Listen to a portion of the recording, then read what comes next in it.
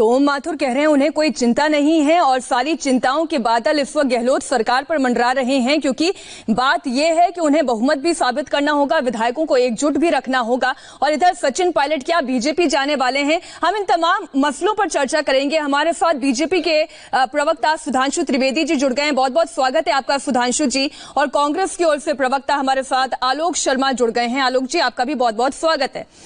रणदीप सुरजेवाला अभी कह रहे थे सुधांशु जी कि बीजेपी इस वक्त प्रपंच कर रही है, षड्यंत्र कर रही है। सुबह आईटीआई, दोपहर तक ईडी आएगी और शाम होते होते शायद सीबीआई भी आ जाए। देखिए, जो कुछ कांग्रेस में हो रहा है इसमें कुछ नया है क्या? जब से राजस्थान में सरकार बनी है इनकी, तब से सदैव से यही चल रहा है और दोष दूसरों को दे रहे हैं। मैं याद दिलाना चाहता हूं, जब सरकार का गठन हो रहा था, ये जरा मेरी आवाज इको हो रही है, इसको ठीक करवा दीजिएगा जी। मैं पीसीआर जब सरकार का गठन हो रहा था तो याद करिए, सड़कों पर पायलट जी के समर्थकों ने प्रदर्शन किया था, आगजनी हुई थी। आपने सरकार के विरुद्ध सड़कों पर प्रदर्शन सुना होगा, पर पार्टी के आंतरिक मामले में सड़कों पर प्रदर्शन इनके जमाने में पहली बार हुआ था। याद करिए, जिस समय इनका चुनाव हो रहा था, ज्वाइंट प्रेस कॉन्फ्रेंस थी अशोक गहलोत और सचिन पायलट की। सचिन पायलट जी ने कह दिया था कि मैं चुनाव लड़ूंगा। और याद करिए, नामांकन के समय कांग्रेस की लिस्ट जारी नहीं हुई थी, सचिन जी और 3-4 उनके साथियों ने जाके नामांकन कर दिया था। और प्रेस कॉन्फ्रेंस में अशोक गहलोत जी ने ये उसका जवाब दिया था कि शायद उनका मुहूर्त था, इसलिए मुहूर्त की वजह से कर दिया होगा। वाह भाई वाह, मतलब पार्टी के लिस्ट जारी होने का मुहूर्त निकला नहीं, नामांकन का मुहूर्त पहले निकल आया था।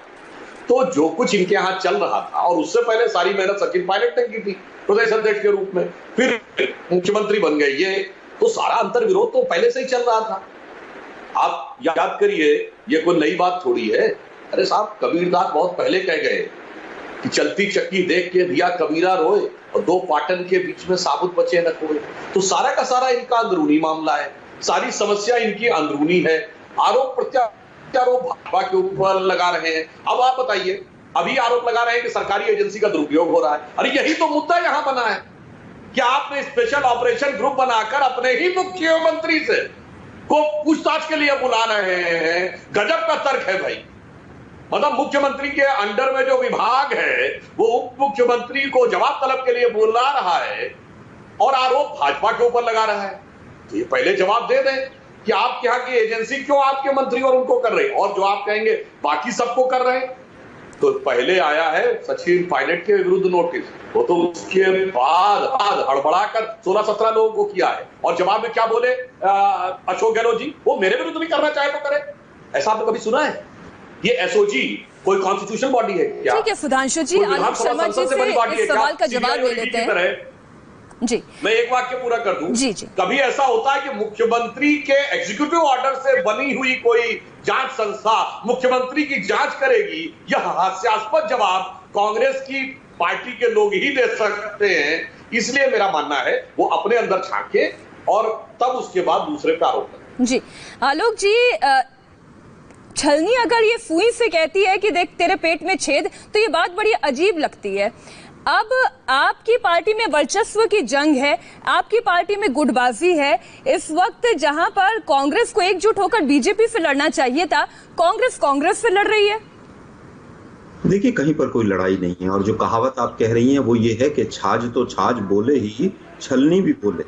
तो बीजेपी भी बोलने की ताकत रखती है। जिसके मुख्यमंत्री अपने ऊपर लगे 12-12, 13-13 केसेस को हटाने की ऑर्डर दे सकते हैं, वो बीजेपी भी बोलती है। योगी नाथ जी का उदाहरण आपके सामने। मुख्य मुद्दा ये है कि आज इनका ऑपरेशन कमल जो है वो पूरी तरह से विफल होता नजर आ रहा है। जब से इनकी सरकार आई थी केंद्र के अंदर, नोटबंदी के बाद से जिस तरह से इन्होंने धन बल का और सरकारी एजेंसीज का दुरुपयोग करके सरकारों को गिराया है, ये किसी से छुपा नहीं है। अगर कोई राज्य का मुख्यमंत्री ये कहे कि भाई यहाँ पर पारदर्शिता के साथ ये मुद्दा है, बीजेपी विधायकों की खरीद और फरोख्त में लगी है, इसकी जांच हो, तो इसमें क्या आपत्ति है इनको? अगर बीजेपी इन्वॉल्व नहीं है तो फिर सुधांशु भाई को इतनी चिंता किस बात की है? कर्नाटक हो, अरुणाचल हो, गोवा हो, मणिपुर हो, नागालैंड हो, गुजरात का राज्यसभा चुनाव हो, और महाराष्ट्र का तो 22 और 23 नवंबर का आपको मुद्दा याद ही होगा क्या हुआ था रात के फर्स्ट टाइम वहां पर बीजेपी कोरोना के समय में पूरे देश में कोरोना, पूरे विश्व में कोरोना, और बीजेपी जो है मध्य प्रदेश की सरकार गिरा रही थी। ये किसी से छुपा हुआ है क्या? बेरोजगारी सबसे चरम पर है, चाइना हमारी जमीन पर कब्जा करके बैठा है, महंगाई आपने देखा किस तरह से अपना मुंह फाड़े डायन आलोक जी, आपने बीजेपी की सारी कमियां गिना दी, लेकिन आपने इस सवाल का जवाब नहीं दिया कि क्या कांग्रेस पार्टी में, राजस्थान कांग्रेस में गुटबाजी नहीं है? क्या मध्य प्रदेश कांग्रेस में गुटबाजी नहीं थी जिसकी वजह से ज्योतिरादित्य सिंधिया को बीजेपी का हाथ थामना पड़ा?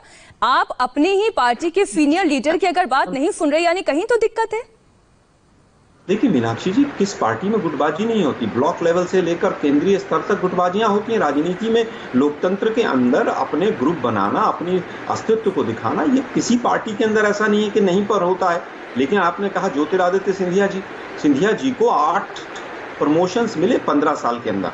अगर किसी दूसरी पार्टी में होते तो कितने मिलते, और बीजेपी में जाकर उनका क्या हर्ष है, आज वो किस तरह से गिड़गिड़ा रहे हैं अपने लोगों को एडजस्ट कराने के लिए, वो भी देखा है। जहां तक बात है, अभी भी हमें पूरी उम्मीद है, सचिन पायलट जी हमारे लगातार संपर्क में हैं, तमाम विधायक संपर्क में हैं, वहां पर मीटिंग चल रही है, 100 के करीब विधायक वहां ऑलरेडी पहुंच चुके हैं। अब बीजेपी की हालत तो ये हो गई है कि खिसियानी बिल्ली खंबा नोचे, अब यहाँ पर इनका बस नहीं चल पा रहा है। आप जवाब ले लेते हैं सुधांशु जी से। सुधांशु जी के जो विधायक ठहरे हुए हैं उस होटल सुधांशु जी, जो ओम माथुर अभी अब से थोड़ी देर पहले ही आपसे बातचीत शुरू होने से पहले हमने बयान सुना, वो ये ओम माथुर जी का ये कौन सा कॉन्फिडेंस है जो वो ये कह रहे हैं कि बहुमत तो फ्लोर पर टेस्ट होगा? क्या मुझसे पूछ रही? जी सुधांशु जी, ओम माथुर जी बहुत कॉन्फिडेंस से कह रहे हैं बहुमत तो फ्लोर पर टेस्ट होगा। ये क्या कॉन्फिडेंस है? इसके पीछे राज क्या है? ओम माथुर जी ने अपने वक्तव्य में पहला वाक्य क्या बोला, आप ही के अभी चैनल पर दिखाया जा रहा था, इससे हमसे क्या मतलब? हमारी सरकार अपने काम में लगी हुई है, कोविड से जुड़े हुए मामलों को लेकर हमारा वर्चुअल मीटिंग्स के द्वारा जो कार्य हो रहा है, पार्टी अपने संगठन विस्तार, सेवा कार्य, इन सारे में लगे हुए हैं। और जो उन्होंने बात फ्लोर टेस्ट की बात कही, तो हमारे मित्र शर्मा जी विद्वान व्यक्ति हैं, 125 विधायक है ना कांग्रेस के साथ जो सरकार में शामिल है, और अभी ये स्वयं कह रहे हैं 80 वहां पहुंचे, तो ये 45 कहां है? मैंने नहीं कहा 80 पहुंचे, और इससे पहले अविनाश पांडे जी दावा कर चुके थे। मैंने कहा 100 विधायक कहा। सुधांशु जी अपने आप इसको सुधारें। ओम माथुर जी ने कहा 80 पहुंचे, ये 22 पुरानी होगी। सुधांशु भाई मैंने कहा 100 के करीब पहुंच चुके हैं, और 1 घंटा रुकिए 110 का नहीं, अभी तक अच्छा चलिए आपके मान लिए अविनाश पांडे तो कहते 115, 11 बजे की बैठक थी, 12:15 बजे तक 100 का दावा है। और अगर ये दावा इतना मजबूत होता तो अभी आपने कहा गिड़गिड़ाने की बात, ये सुरजेवाला जी जो कह रहे थे जो भी आना चाहे आए, 12, 1, 2 बजे तक हम तैयार हैं, ये क्या है? ये याचना है? नहीं है तो और क्या है? यदि आत्मविश्वास होता तो मीटिंग शुरू करके प्रस्ताव पारित करवा दिया होता। 100 होते तो मैं चुनौती से कहता हूं। अच्छा सुधांशु जी, आलोक जी, मैं दोनों का आपको रोकना चाह रही हूँ। अभी एक बड़ी खबर आ रही है, सचिन पायलट से जुड़ी हुई ये बड़ी खबर है। सचिन पायलट ने अभी अहमद पटेल से बात की है। इस वक्त की बड़ी खबर आपको बता दें, थोड़ी देर पहले सचिन पायलट की अहमद पटेल से बात हुई है, और जैसा कि रणदीप सुरजेवाला प्रेस कॉन्फ्रेंस के दौरान कह रहे थे कि कांग्रेस के दरवाजे खुले हैं सचिन पायलट के लिए भी, और साथ ही साथ सभी विधायकों के लिए। तो अभी बड़ी खबर यह आ रही है कि अभी अहमद पटेल से, कांग्रेस के सीनियर लीडर हैं, उनसे सचिन पायलट की बात हुई है। हमारे साथ इस पर और ज्यादा जानकारी देने के लिए सौरभ श्रीवास्तव जुड़ गए। सौरभ, कितनी देर बात हुई, क्या बात हुई, क्या कुछ निकल कर आ रहा है? देखिए, अहमद पटेल से लास्टली अब सचिन पायलट की बात हो गई है, तो अब ये माना जा रहा है कि जो भाजपा में जाने की अटकलें लगाई जा रही थी वो लगभग अब खत्म होती दिखाई दे रही हैं। कारण ये है कि अहमद पटेल हमेशा से जो है हनुमान का रोल अदा करते हैं, खासतौर से कांग्रेस पार्टी में। तो जब सुरजेवाला और अविनाश पांडे सभी लोगों ने जब बात कर ली, जब लगा कि अब ये केस जो है फाइनल अब अहमद पटेल के पास जाना चाहिए और अहमद पटेल ही अब उनसे बात करके उनको मनाने में कामयाब होंगे, तो लगभग अब ये माना जा रहा है कि अहमद पटेल से जो बात हुई है वो पॉजिटिव साइन के लगभग उसमें बात हुई है कि अभी फिलहाल जो पायलट का जो जाना था वो लगभग रुक चुका है और जो 25 विधायकों का जाना था वो ऑटोमेटिकली माना जाएगा कि अब वो भी नहीं साथ में जाएंगे। बात ठीक ठाक ढंग से हुई है और बताया जा रहा है 4 से 5 मिनट। ये बहुत बड़ी खबर आप दे रहे हैं, इंडिया टीवी संवाददाता सौरभ श्रीवास्तव ये बड़ी खबर दे रहे हैं कि अब से थोड़ी देर पहले ही सचिन पायलट की अहमद पटेल से बात हुई है और बहुत ही पॉजिटिव नोट में ये बात हुई है और ये संभावना भी जताई जा रही है कि जो सचिन पायलट की नाराजगी थी वो पार्टी से दूर होना चाह रहे थे, शायद ये भी अभी तक कयास ही है, वो दूर नहीं हो रहे हैं। विजय लक्ष्मी, आपके पास और कोई डिटेल इस पर? देखिए, जो जानकारी सोर्सेज से आ रही है वो यही आ रही है मीनाक्षी के अहमद पटेल ने बात की है सचिन पायलट से, फोन पर दोनों के बीच में बातचीत हुई है। पिछले रविवार को भी अहमद पटेल से मिले थे सचिन पायलट, तब भी उन्होंने अपनी तमाम जो दिक्कतें हैं पार्टी के भीतर वो अहमद पटेल को गिनाई थी। तब अहमद पटेल ने उन्होंने आश्वासन दिया था कि चीजें जो हैं वो उनको रिजॉल्व करने का जो है वो किया जाएगा, किस तरह से रिजॉल्व किया जाए उसको लेकर के काम किया जाएगा। लेकिन अभी आज का जो ताजा घटनाक्रम है वो सूत्र यही बता रहे हैं कि आज फिर अहमद पटेल ने सचिन पायलट से बात की है और सचिन पायलट को किस तरह से चीजों को रिजॉल्व किया जाए। अभी थोड़ी देर पहले हमने देखा कि रणदीप सिंह सुरजेवाला ने भी एक प्रेस कॉन्फ्रेंस की और उसमें कहा कि कांग्रेस पार्टी के दरवाजे खुले हैं, घर में जो मतभेद हों उनको घर में ही सुलझा लिया जाना चाहिए। तो ऐसे में अब ये जो बातचीत है ये काफी अहम हो जाती है जो अहमद पटेल ने की। अब देखना होगा कि विजय लक्ष्मी एक लाइन में जवाब दीजिएगा, हम इसे पॉजिटिव चर्चा माने, पॉजिटिव बात हुई है अहमद पटेल और सचिन पायलट के बीच? देखिए, पॉजिटिव बातचीत जो है वो पॉजिटिव नोट पर ही हुई है कि उनको कहा गया है कि इश्यूज रिजॉल्व हो जाएंगे, घर के इश्यूज हैं घर में ही सुलझा लिया जाए। कांग्रेस पार्टी जिस तरह से हमने पहले भी कहा रीच आउट सीनियर लीडरशिप जो है कांग्रेस पार्टी की वो सचिन पायलट को कर रही है, तो सार्थक एक बातचीत ये हुई है। लेकिन अभी सचिन पायलट मानते हैं नहीं मानते हैं, उनको भरोसा होता है कि उनके तमाम इश्यूज रिजॉल्व किए जाएंगे या नहीं किए जाएंगे, ये जरूर देखने वाली बात रहेगी कि सचिन पायलट अब इस बातचीत के बाद किस तरह का कदम उठाते हैं आगे। जी, आलोक शर्मा सोच रहे होंगे सुधांशु जी कि बीजेपी के मंसूबों पर तो पानी फिर गया। देखिए, हमने तो पहले ही कहा, ओम माथुर जी का भी जो वक्तव्य दिख रहा था, तो हमें इससे कोई मतलब नहीं, टोटल इनका अंदरूनी मामला है। मंसूबे किसके क्या थे? मंसूबे तो ये थे कि जब सचिन पायलट अध्यक्ष थे कि सरकार बनाएंगे, फिर मंसूबों पे पानी फिरा सचिन पायलट के कि जब आके अशोक गहलोत सीएम बन गए, फिर अशोक गहलोत के मंसूबों पे पानी फिरा कि डिप्टी सीएम बना दिया गया, तो इसलिए उनमें प्रतिस्पर्धा चली।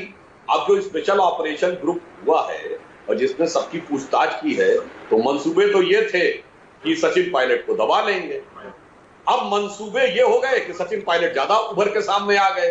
अब उनको समझाया जा रहा है कि मंसूबों की लड़ाई तो उनके अंदर चल रही है ना, हमारे यहाँ कोई समस्या नहीं है, हमारा इससे कोई लेना देना नहीं है। वो अहमद पटेल से बात करें या गुलाम नबी आजाद से बात करें, वो सोनिया गांधी जी से बात करें या आनंद शर्मा से बात करें। हाँ, मगर एक बात बहुत स्पष्ट है, कांग्रेस के अंदर भी एक चीज की समस्या है जी। राहुल गांधी जी जिस चीज में बात करेंगे उसमें समस्या उत्पन्न हो जाएगी। चलिए, हम इस पर भी सुधांशु जी, क्योंकि हम ब्रेक का वक्त है इसलिए मैं आपको टोक रही हूं बीच में, और आलोक जी हम आपसे भी जवाब लेंगे। हम ये समझेंगे कि वर्चस्व की लड़ाई में राजस्थान की राजनीति में राजा कौन है और वजीर कौन है। एक छोटे से ब्रेक के बाद हो रहे हैं फौरन हाजिर।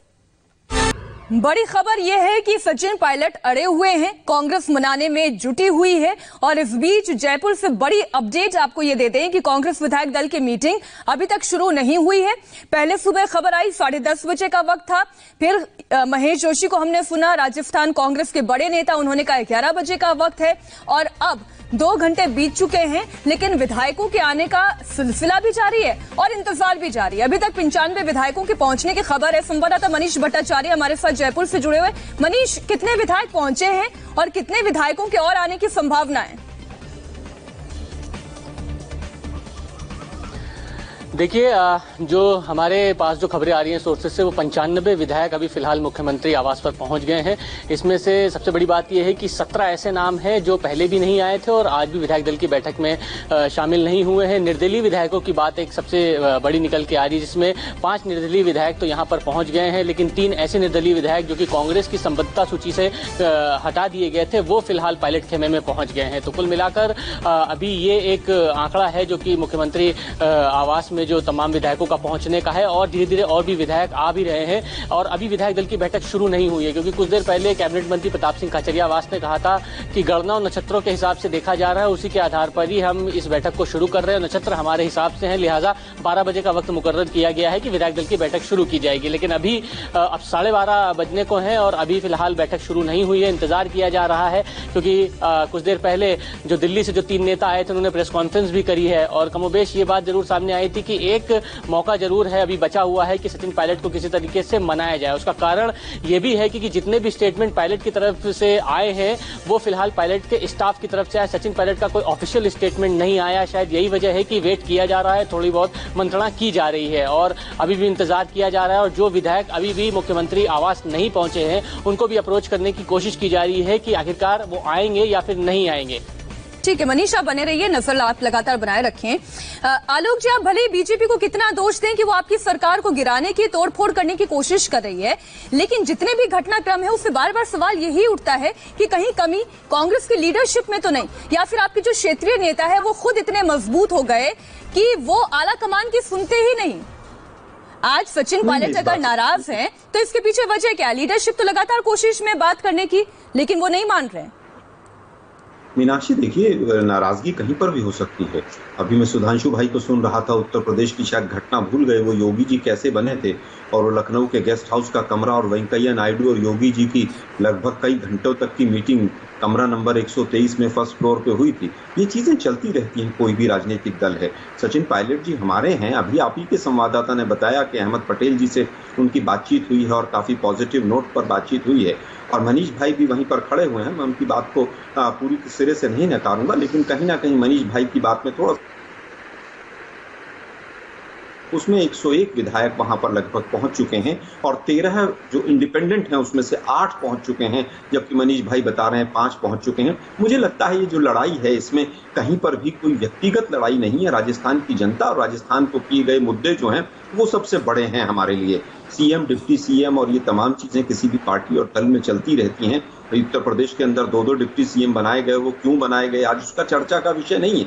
लेकिन इस पूरे घटनाक्रम में एक चीज कॉमन आती है कि जब भी तोड़फोड़ किसी राज्य में होती है, कहीं ना कहीं बीजेपी धनबल का उपयोग करके तमाम जो आईटी, ईडी और तमाम जो एजेंसीज हैं, संवैधानिक संस्थाएं हैं, उनका दुरुपयोग करके अपना सरकार बनाती है। ऑपरेशन कमल पिछले 6 साल का इतिहास देख लीजिए, सब जगह यही हुआ है। मुझे लगता है जिन चीजों से बीजेपी को लड़ना चाहिए, चाइना से, कोरोना से और बेरोजगारी से, महंगाई से, बीजेपी अभी भी कांग्रेस को अपने दिमाग से नहीं निकाल पाती है। उनको बर्दाश्त नहीं होता। सुधांशु जी, क्या सचिन पायलट बीजेपी के संपर्क में हैं? देखिए, बहुत स्पष्ट रूप से हम कहना चाहते हैं, हमारा तो किसी प्रक्रिया से लेना देना नहीं, सारी समस्या इनके यहाँ होती है। आलोक जी अभी कह रहे थे कि सत्ता में आने के बाद हमने समस्या शुरू की। ये बताइए 2014 से हम सत्ता में आए, युवा नेताओं की आपके यहाँ क्या गति और दुर्गति हुई? पूर्वोत्तर में सबसे बड़े युवा नेता थे, उन्होंने खुद बोला। अभी बताइए ना, सचिन जी क्या संपर्क में है बीजेपी के? भाई मैं तो कह रहा हूँ हमें संपर्क में रहने की आवश्यकता क्या है?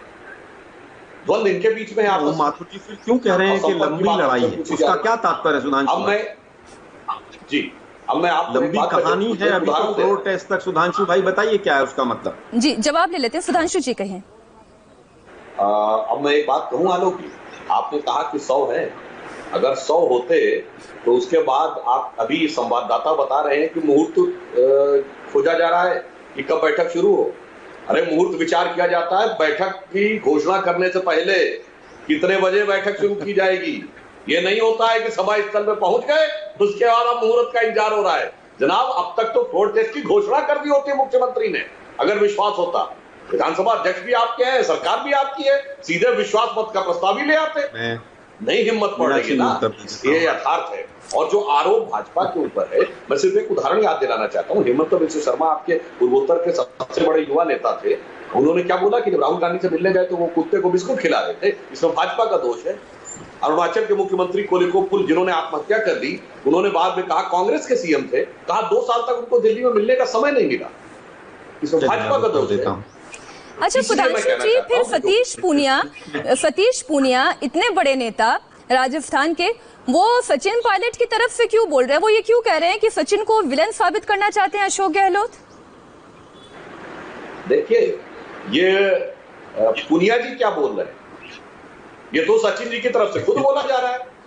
जब आप ये कहेंगे कि आप खरीद फरोख्त के मामले में उप मुख्यमंत्री की पूछताछ होगी, तो क्या ये विलन नहीं तो क्या हीरो बनाने के लिए हो रही है? जवाब दे दें आलोक जी। आलोक जी जवाब दीजिए। आप अपने ही पार्टी के बड़े नेता को, राजस्थान के उप मुख्यमंत्री को आप विलन बना रहे हैं, और ये विलन बनाने की पटकथा खुद उस प्रदेश के मुख्यमंत्री अशोक गहलोत लिख रहे हैं। देखिए, मुझे लगता है लोकतंत्र की खूबसूरती यही है कि चुने हुए नुमाइंदे, चाहे सीएम हो, डिप्टी सीएम हो, कोई भी कानून से ऊपर नहीं है, लोकतंत्र से ऊपर नहीं है। सबसे ऊपर अगर है तो जनता राजस्थान की है, जिसने सरकार बनाकर चुनकर हमें दी है। मैं तो केवल ये जानना चाहता हूँ, अभी तमाम चीजें इन्होंने कही, मैं एक केवल छोटा सा बयान जो ओम माथुर साहब का अभी आप ही के इंडिया टीवी पर बयान आया था कि अभी तो वहां पर जाते जाते, फ्लोर तक जाते जाते लंबी कहानी है। इस लंबी कहानी का ओम माथुर जी को कैसे पता है? और ओम माथुर जी क्या पूरे इस ऑपरेशन कमल को मॉनिटर कर रहे हैं? सुधांशु भाई सीधा सीधा उत्तर दें मुझे। उत्तर आप भी आलोक जी दे दीजिए। मीटिंग शुरू क्यों नहीं हो रही है? देखिए, मैंने कहा कि हमारे 100 से ज्यादा, 1 हो 2 हो, 100 से ऊपर विधायक वहां पहुंच चुके हैं। हम अपने घर में कुछ लोग नाराज हैं, मतभेद उनके मनभेद आए हैं उनके अंदर, उनको हम मौका दे रहे हैं। उसमें बीजेपी को क्या प्रॉब्लम है? सुधांशु भाई बताएं, मध्य प्रदेश में जो मंत्रिमंडल का खिचड़ी तंत्र चल रहा है पिछले 2-2.5 महीने से, आलोक जी आप मौका दे रहे हैं। और रणदीप सुरजेवाला जिस तरीके से प्रेस कॉन्फ्रेंस कर रहे थे, ऐसा लग रहा था समझा कम रहे थे, धमकी ज्यादा दे रहे थे, क्योंकि कार्रवाई तक की जब बात हो रही है पार्टी में कि अगर सचिन पायलट नहीं आते हैं तो अनुशासनात्मक कार्रवाई भी हो सकती है, व्हिप जारी कर दिया गया है। ये दोनों तरीके की बातें नहीं हो सकती साथ साथ। देखिए, मुझे लगता है कि कहीं ना कहीं कोई मनभेद आया है, उसको दूर करने के लिए अहमद पटेल जी, वेणुगोपाल जी, रणदीप जी, सभी लोग प्रयास कर रहे हैं। उसमें कहीं धमकी नहीं। उन्होंने तो स्वयं कहा कि केवल एक फोन करें और आप आ जाएं। लेकिन आप मुझे सुधांशु भाई से ये उत्तर दिलवा दीजिए कि जो मध्य प्रदेश में घटनाक्रम हुआ, ये लोकतंत्र की हत्या थी कि नहीं? किसको मंत्री बनाया जाए, इसमें कितने घोड़े दौड़े और कितने छूट कर चले गए, और आज तक मंत्रियों के विभाग क्यों नहीं दिए गए? क्या इसमें भी कांग्रेस रोड़ा है? विधानसभा अध्यक्ष भी आपके हैं, मुख्यमंत्री भी आपके हैं, प्रधानमंत्री भी आपके हैं, विधानसभा अध्यक्ष भी आपके हैं, सभी तो आपके हैं। मुझे लगता है आरोप प्रत्यारोप का दौर अब नहीं होना चाहिए। लड़ाई चाइना से होनी चाहिए, कांग्रेस से होनी चाहिए। क्यों होनी चाहिए? ना, अभी आलोक जी ने अच्छी बात कही, लड़ाई चाइना से होनी चाहिए, क्यों होनी चाहिए? तो सही बात है। लंबी कहानी का उत्तर यह है कि 10:30 बजे की घोषित बैठक में 12:40 होने जा रहा है, बैठक शुरू नहीं हो पा रही है, तो कहानी की लंबाई और कहानी की मंथरता यानी धीमी गति सामने दिखाई पड़ रही है आलोक जी। और जो आपने चाइना से लड़ाई की बड़ी अच्छी बात कही, जब चाइना से लड़ाई की स्थिति थी तो आपके स्वनाम धन्य 50 वर्षीय युवा नेता, जो सिर्फ जिसे कहते हैं कि रायता फैलाने के लिए ही थे, वो चाइना से लड़ने में भारत के ज्यादा इच्छुक थे या भारत की सरकार से? और इस समय नजर नहीं आ रहे हैं कहीं पर। कांग्रेस के अंदर हुए इस घटनाक्रम में जो समस्या उत्पन्न हुई है, समाधान में राहुल गांधी की भूमिका नजर नहीं आ रही। तो बड़े बड़े सीनियर नेताओं का नाम आ रहा है, फलाना ने बात किया, वो बात किया, तो उनका कार्य समस्या पैदा करना है, चाहे सरकार के लिए हो या जनता के लिए हो या पार्टी के लिए हो। जैसे मैंने उदाहरण दिया कि भाई बड़ा नेता मिलने जाता तो उसको लिफ्ट ही नहीं देते, वो टाइम नहीं देते। सचिन पायलट ने भी तो उनकी तरफ से, उनका बयान नहीं, उनकी तरफ से तो यही बयान आया ना कि उनको प्रॉपर महत्व नहीं दिया जा रहा, मिलने का समय नहीं दिया जा रहा है। तब कांग्रेस ने सफाई दी, जब चाहे तब मिल सकते हैं। तो वही हम पूछना चाहते हैं ना कि जो आपने बात कही, तो समाधान करने वाले, चाइना से लड़ने वाले वो लड़ाका कहाँ है इस समय? अपनी पार्टी के अंदर जो लड़ाई लड़ने, तब दूसरे पे आरोप लगाए। ठीक है, आप दोनों ही मेहमान हमारे साथ बने रहिएगा। एक और बड़ी खबर आ रही है, विधायक दल की बैठक से पहले आज जयपुर के फेयरमाउंट होटल पर इनकम टैक्स का छापा पड़ा है, और इस वक्त एक और अपडेट, ईडी ने भी छापा मारा है। होटल के इन्वेस्टर रतनकांत शर्मा पर अवैध तरीके से विदेश से पैसा लाने का आरोप है। खबर है कि मॉरिशस रूट से 97 करोड़ रुपए आए हैं। रतनकांत शर्मा को मुख्यमंत्री अशोक गहलोत के बेटे वैभव गहलोत का करीबी बताया जा रहा है। इस वक्त की बड़ी खबर आपको बता दें, होटल में रतनकांत शर्मा का पैसा लगा हुआ है, ये ईडी के फोर्स बता रहे हैं, और अशोक गहलोत के बेटे के करीबी हैं। और यहां पर होटल के इन्वेस्टर रतनकांत शर्मा पर अवैध तरीके से विदेश से पैसा लाने का आरोप लगा है, और खबर यह है कि मॉरिशस रूट से 97 करोड़ रुपए आए हैं। मनीष, इस पर आप और जरा अपडेट दें।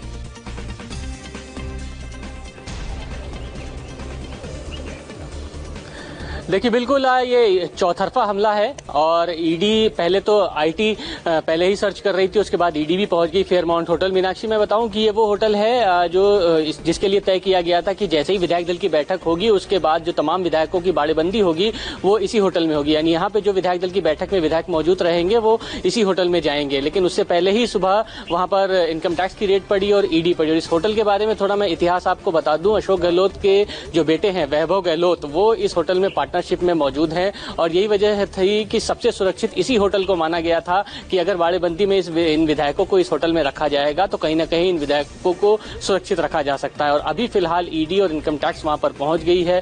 खुद राजेंद्र गुड़ा जो बसपा के विधायक है वो मुख्यमंत्री आवास से बाहर निकले और उन्होंने कहा कि उनके साथ के विचार। अतुल भाटिया भी हमारे साथ जुड़ गए, उनके पास कुछ और डिटेल्स है इसी खबर से जुड़ी हुई। अतुल बताएं। देखिए जो रेड यहाँ पर फेयरमाउंट होटल के अंदर हुई है, सबसे अहम बात जो पूरा जो राजनीतिक अखाड़ा जो इस समय पूरा राजस्थान के अंदर चल रहा है, लेकिन मैं आपको बता दूं कि जो रतनकांत शर्मा है वो ईडी के रडार पे पहले से था। 4 दिन पहले ही उनको सम्मन किया गया था जब ये सियासी खेल जो है वो राजस्थान के अंदर नहीं चल रहा था। और आरोप जो शर्मा के ऊपर है वो ये है कि 96.7 करोड़ रुपया जो है वो उनके पास मॉरिशस से आया। सबसे अहम बात कि आखिर रतनकांत शर्मा कौन है? जो रतनकांत शर्मा है ये अशोक गहलोत के बेटे वैभव गहलोत के काफी करीबी बताए जाते हैं। तो ईडी की रेड जो है वो लगातार चल रही है, लेकिन यहाँ पर सबसे अहम बात को जो है मैं बता रहा हूँ कि 4 दिन पहले जो है वो सम्मन दिए गए थे शर्मा को पूछताछ ज्वाइन करने के लिए और उसके बाद आज ये रेड की गई है। तो अभी तक जो जानकारी निकल के आ रही है कि जो होटल में रमाकांत शर्मा जो है उसका काफी पैसा लगा हुआ है और आरोप ये है कि शर्मा को बड़े पैमाने पर विदेश से अवैध तरीके से पैसा आया है। और हम इसकी फिगर आपको बताए कि 97.6 करोड़। अतुल आप बने रहिएगा हमारे साथ। सुधांशु जी ये क्या एक महज संयोग है कि जिस इमारत में जिस रिजॉर्ट में ले जाकर सभी कांग्रेस विधायकों को रखा जाना था ठीक वहीं पर छापा पड़ गया? आपने अच्छा सवाल किया। ये महज संयोग है कि जिसके ऊपर यह आरोप है कि पैसा वो बाहर से लाए हैं इलीगल तरीके से, वहीं ले जाना था विधायकों को और कोई दूसरा नहीं मिला। जयपुर शहर इतना बड़ा टूरिस्ट डेस्टिनेशन है, वहां होटलों की कमी है क्या?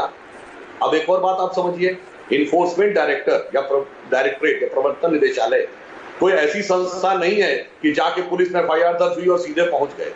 यहां वो केसेस पहुंचते हैं जिनका ऑलरेडी इनकम टैक्स या अन्य विभागों के द्वारा मनी लॉन्ड्रिंग यानी लंबे सिरे से इधर से उधर पैसा घुमाकर जाने की प्रक्रिया का सबूत पहले से होता है। उसकी प्रक्रिया ये होती है कि पहले नोटिस जाता है, फिर जवाब तलब होता है, फिर छापा पड़ता है।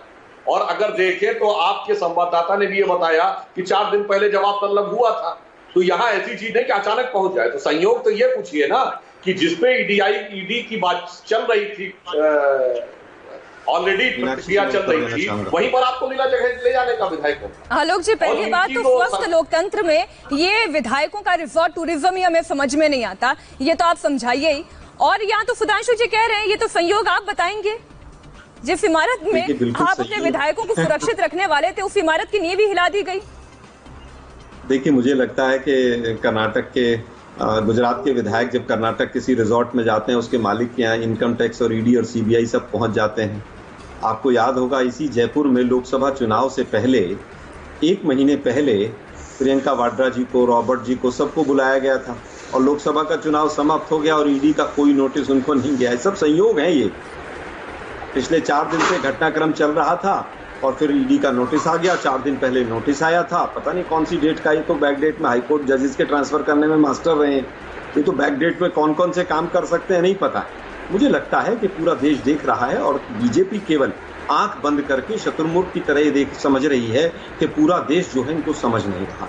इनका जो ऑपरेशन लोटस है पूरा देश को समझ आ रहा है कि जैसे जैसे जहां पर भी कोई अस्थिरता फैलानी हो, अब कांग्रेस की सरकार, लेकिन लबोलबाब ये है कि राजस्थान में कितनी सुरक्षित है गहलोत सरकार, ये तो तभी तय होगा ना जब विधायकों की पूरी संख्या वहां पहुंचेगी और मीटिंग की शुरुआत होगी। हमारे लिए आज समय बस इतना ही था। आलोक जी और सुधांशु जी, आप दोनों ही नेताओं का बहुत बहुत धन्यवाद। इतनी अच्छी स्वस्थ चर्चा में आप लोग शामिल हुए, वरना तो चीखते चिल्लाते कब समय निकल जाता है पता नहीं चलता। बहुत बहुत धन्यवाद हमारे साथ जुड़ने के लिए। उमा भारती ने सचिन पायलट को खुला ऑफर दिया है। अब ये खुला ऑफर क्या है, ये नई खबर है। एक छोटे से ब्रेक के बाद